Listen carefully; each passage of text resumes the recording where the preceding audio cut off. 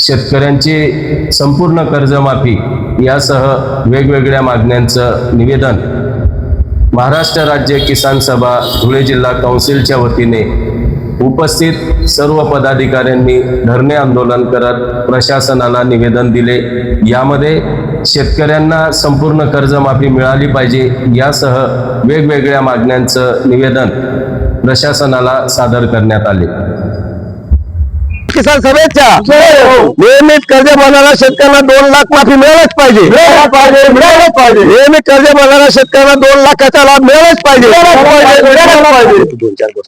संपूर्ण महाराष्ट्रामध्ये महाराष्ट्र राज्य किसान सभेतर्फे आज नुकतीच जी काही कर्जमाफीची घोषणा महाराष्ट्र शासनाने देवेंद्र फडणवीसांनी केलेली आहे, त्यामध्ये 23,86,686 कर्जदार शेतकरी जे नियमित कर्ज भरतात त्यांना डावलण्यात आलेलं आहे।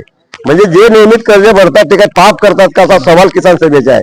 कारण की यामुळे काय होत आहे की जे लोक कर्ज भरतात नियमित ते काही त्यांच्याकडे कर्ज नसतं, ते उचलून काही पण करून इकडून तिकडून व्याजाने पैसे काढून आपलं सिव्हिल चांगलं राहिलं पाहिजे, यामुळे ते कर्ज भरतात। म्हणून आजची जी प्रमुख मागणी आहे महाराष्ट्राची किसान सभेची की नियमित कर्ज भरणाऱ्या 23 लाख शेतकऱ्यांना त्यांना देखील 2 लाखाचा लाभ द्यावा। महाराष्ट्र शासनाने असं म्हटलं की त्यांना अगोदर 25,000 मिळाले होते, आता 50,000 मिळालं, म्हणजे असा भेदभाव करू नये। त्यांना देखील 2 लाख दिले तर बँकांची परिस्थिती सुधारेल। बँकामध्ये शेतकऱ्यांचा जो असा मानस होतो की जो शेतकरी कर्ज भरत नाही त्याला लाभ मिळतो आणि जो भरतो त्याला मिळत नाही, त्यामुळे बँका देखील डबघाईस येतील, अशी किसान सभेची भूमिका आहे। त्यानंतर आजची दुसरी मागणी अशी की वन जमिनीच्या बाबतीत नुकताच महाराष्ट्र शासनाने वन जमीन मोजण्याची आणि त्यांना 7/12 देण्याची प्रक्रिया सुरू केली आहे। त्यामध्ये प्रत्येक वनधारकांचे क्षेत्र कमी आहे, त्यांच्या जे प्रमाणपत्र असेल किंवा जे फॉर्म असेल ते 5 एकर खेळत असेल, कुणाचं 1 एकर, कुणा 2 एकरची आमची आजची मागणी अशी आहे की ते ज्यांच्या तेवढा ताबा असेल किंवा जे ते खेळत आहेत त्यांना तेवढी जमिनीचा 7/12 मिळावा। तिसरी मागणी आमची अशी की आज या धुळे जिल्हा रुग्णालयामध्ये आपलं उपजिल्हा रुग्णालय ते रुग्णालय अक्षरशः गळत असतं, त्या ठिकाणी एक्सरे मशीन नाही, MRI नाही, त्या ठिकाणी जाणारा जो पेशंट आहे अपघाताचा जाणारा, विंचूचा होणारा, या पेशंटला डायरेक्ट धुळ्याला रेफर केलं जातं। म्हणून त्या ठिकाणच्या रिक्त जागा भराव्यात, तिथे देखील जसं ते आता नुकतंच MBBS कॉलेज चालू झालं तशा सुविधा त्या ठिकाणी करावा की गोरगरिबांना त्याचा लाभ मिळेल।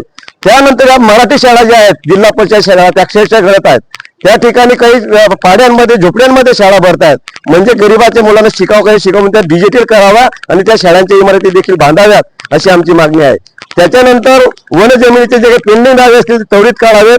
या मागण्यांसाठी आज संपूर्ण राज्यामध्ये महाराष्ट्र राज्य किसान सभेने जे आंदोलन केले त्याचाच भाग म्हणून आजच्या आंदोलनात भारतीय कम्युनिस्ट पक्षाचे तालुका सेक्रेटरी ॲडव्होकेट संतोष पाटील, आमचे ज्येष्ठ नेते अर्जुन दादा, शहर सेक्रेटरी आमचे जितेंद्र देवरे, भरत सोनार, आमचे आदिवासी सर्व बांधव या ठिकाणी आजच्या आंदोलनात उपस्थित आहेत आणि मुख्यमंत्र्यांना आपण आजचे निवेदन दिलेलं आहे आणि त्याच्यामध्ये या प्रमुख मागण्या केलेल्या आहेत।